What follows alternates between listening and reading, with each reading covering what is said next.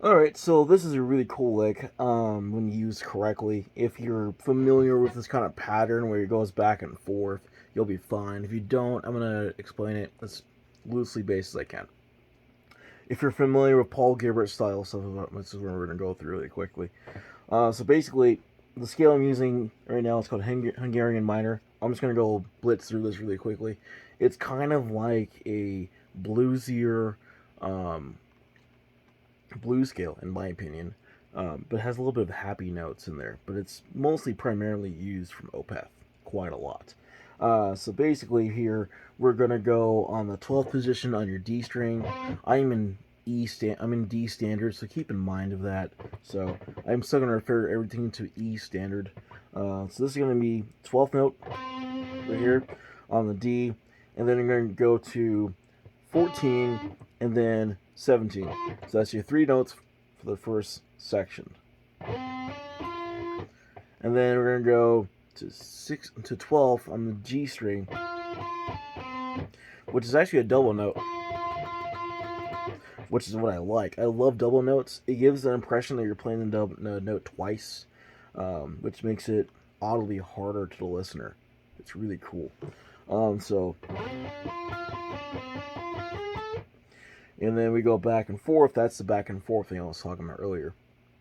So once we get to this G string right here, you're gonna go back and do the same notes you did before, but backwards. So it's gonna be 6. Sorry, I keep saying 16 because I'm over here. It's 12 to 17 to 14 to 12, then back up again. So it's like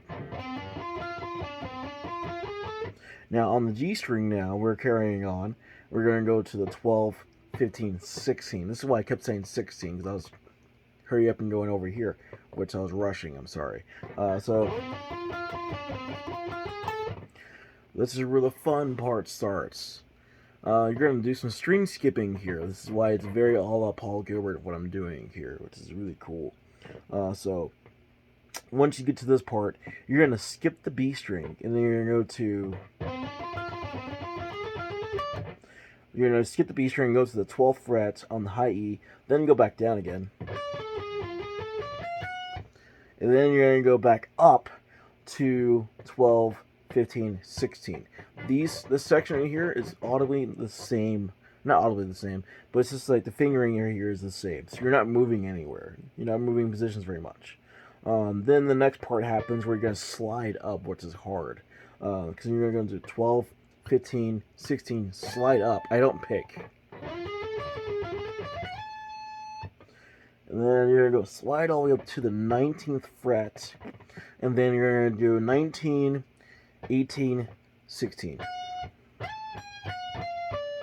Then on the B string, finally the B string steps in. All pissed off that he's not being played. The B string steps in, and it's going to be 20, 17, 15. So, and it gets played again like this. Right there. So it's a double. It plays it twice there. And then it's going to go down to the G string. We're going to do 16, 15, 13. And then we're going to do back to the D string. Going to hit 17, 14, 12, and then finally ending on 14. So that all together sounds like this slowly.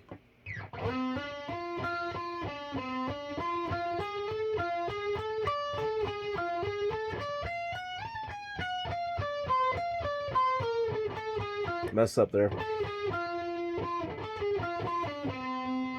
So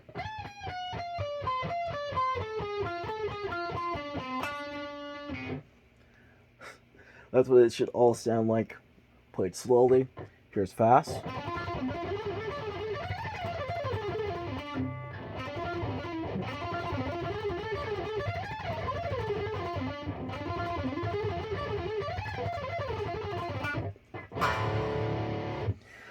No, you don't have to play it that fast. I just chose it to be like John Petrucci for like 3 seconds for a bit, which is something he would play really fast like that. So Cool. I hope you guys enjoyed the video. I hope you guys learned something new today. Hungarian Major is quite sick when used right. There's a lot of chord tones in there that are really cool.